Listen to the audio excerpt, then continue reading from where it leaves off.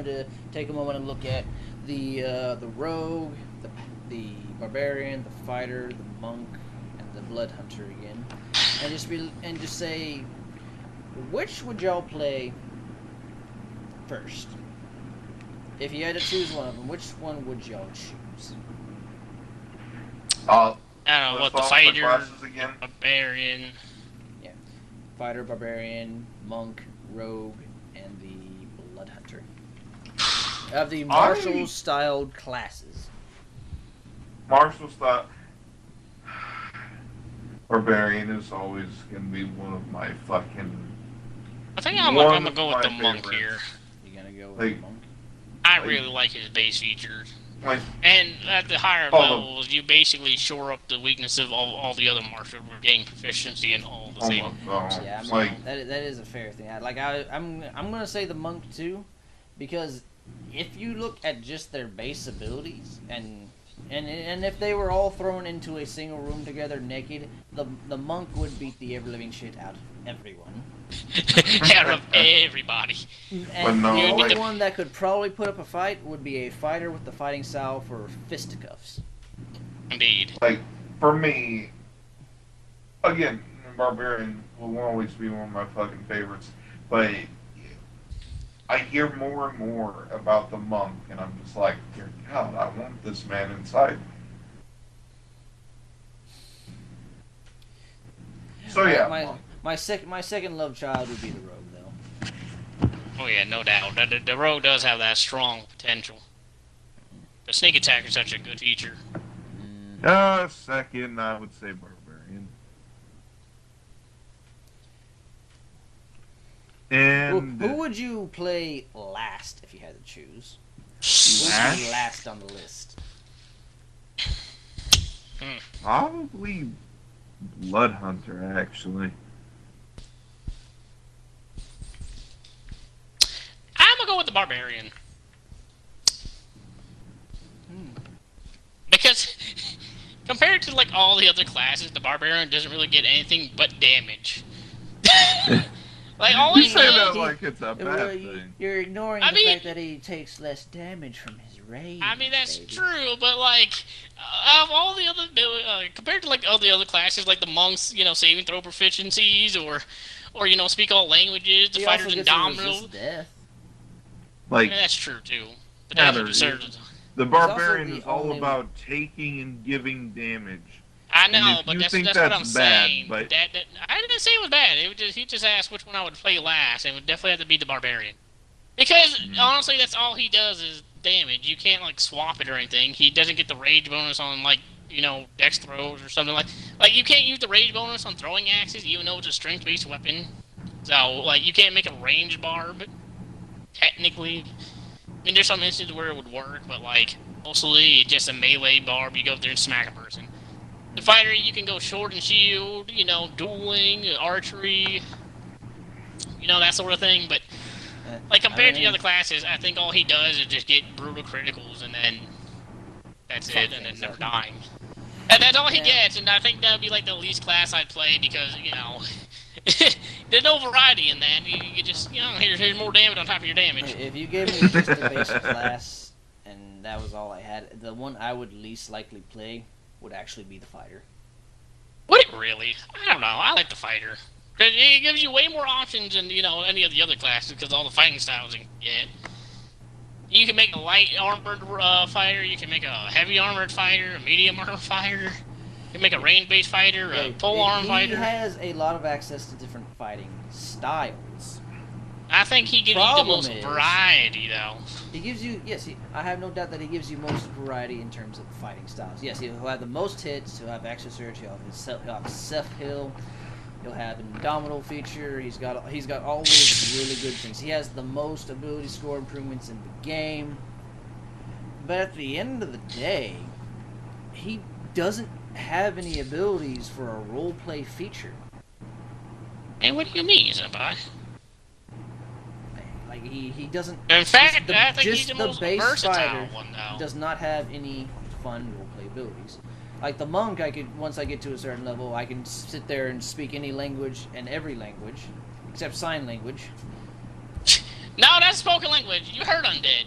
Yeah, I mean, so, like, I don't know, at least at the bar, like I could role play the fact that instead of going into rage just by getting angry, I drink a severe brew, or I break a finger, or I call upon my ancestors to guard my body.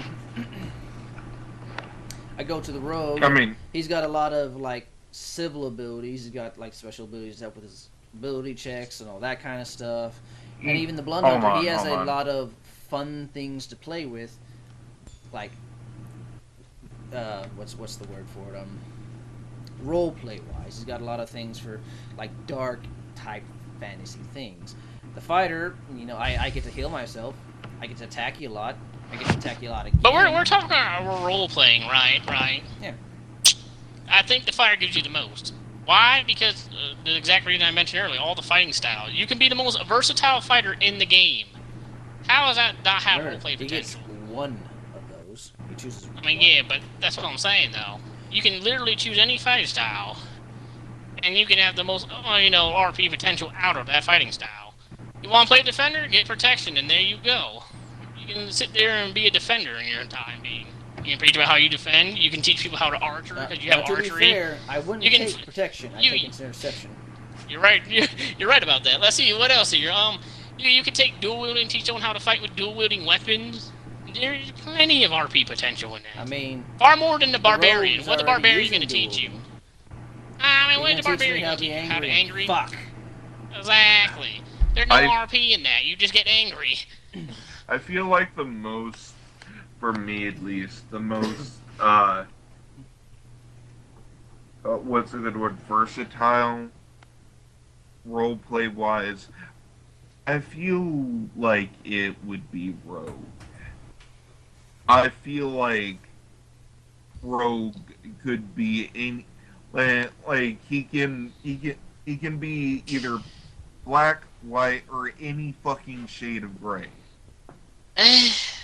No, I mean, sure, he can teach you some skills, but like, I mean, I guess that would be his main gimmick. The fighter can teach you how to fight, and he can teach you your skills. Also, and thinking about what you're saying there, Heather, you're basically describing the fighter as a barbarian, as nothing but a fighter, as a combatant, as a damager. Oh, I mean, that's not true, though. At least I'm looking at I was like I talking can about fight, how you could and I can use teach ability. someone how to fight someone. A barbarian can teach you how to beat the shit out of people too. He's just as proficient as the fighter. But he cannot. He has several of the same fighting styles. He did not. In fact, he didn't get any fighting style, which is kind of bullshit, by the way. You're right. No, he doesn't actually. You're right. My mistake. But then again, if he did, he'd probably be a lot scarier. I mean, just give him the champion subclass from fighter, and then there you go. Become the most terrifying. Become the most terrifying barb there is. But that's another thing, because I can look at the barbarian. I can roleplay his rage. I can roleplay his death defy. I can roleplay his danger sense. But you could do that. I mean, you could do that with the fighter too, though. But what you're telling me on the fighter, the only thing that you're using for the main piece of roleplay is just the fighting style. I mean, the fighting style can do it. The identity of the character can do it. You can roleplay how you're attacking. You can use actual techniques from real life and how you attack. Indomitable can be your anime moments, where after you get shot 20 times, you can just come back up. Your power of friendship, you know what I'm saying? There's plenty of role-playing opportunities. Yeah, the power of friendship and this fucking drink I drank as a barbarian, because you shot me 20 times, you thought I went down, but then I just kind of shook it off and then came at you with the fury of 1,000 suns. Also saying, you talking about the barbarian drink and shit, but not there's literally a perk for monk called Drunken Master, isn't there? That's a order. It's a monasteric tradition, I should say. No, I just remember Drunken Master. Yeah, that's a monasteric tradition. Although, granted, I think out of all the characters, the one that at least in the roleplay I think the monk has the most potential. Yeah. You could be a battle monk, you could be a peace monk, you could... No, that's the thing, like, the monk has the most, but I just can't get over the fighter having the least roleplay potential.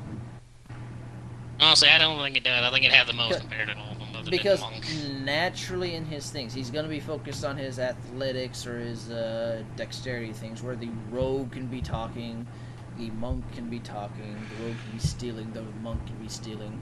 The blood so could a hunter fighter can do be that, too? learning all kinds of things.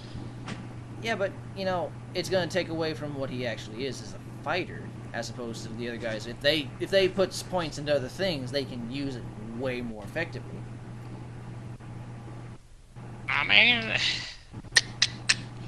and they can't do it as well as them, but they can definitely do it. And I don't think it does, because, you know, all martials other than... I guess the bar, because the barbell gets, like, a whole bunch of animal things. Which is kind of weird. Yeah, that's another thing. The barbarian, he's tribal. You can roleplay that tribe. He's a tribal leader. Like the fighter, the best. But I you could also really do that look with a for fighter, is too. Like he's a knight. He's a town A guard. noble. He's a noble son or whatever. No, that's what they do. He can be the next king. Basically, you're telling me the fighter is a dick. He can be a mercenary captain. I mean, so could a barbarian. He could be a So could a he can be a rogue. training guard. He Yeah, can but be you a know how private boring a tutor. training guard would be? He could be a private tutor for a prince. He could be the black butler dude. The barbarian could be. The barbarian could be the guard of that prince. This man Monk brought up could Black be the guard of that Butler. prince. And the monk could be what's the actual word for it? Consort. I don't think that's it though. I mean, technically, it's Yeah, but D&D. I feel like it wouldn't make as much sense as a fighter if a barb was his, you know, unless he's like a tribal, I guess. But like it's in a normal D&D. setting, I don't think that would Like, make sense compared to like the fighter. I could see the monk, you know, like the left-handed monk. Go on, give me a second. I was just gonna say, like, it's D&D. Like, every character has a chance to be basically anything. Like we're talking about the most potential. No, we're talking about like how easy it is. But we're talking about how easy it is to see certain classes play differently. I just say Uh, the fighter would be my least favorite to do. I could still do it, Yeah. but out of the rest of them and their roleplay potential, fighter would be the least. Roleplay potential rogue will I be think I my would do the- favorite for a long time. The rogue will rule that. Like roleplay potential rogue just rules that. Like the monk has a lot of. Until you things- get to the bard. Yeah, if you're talking about that bar, he's got that emperor crown where the rogue has the king's crown. Fucking Emperor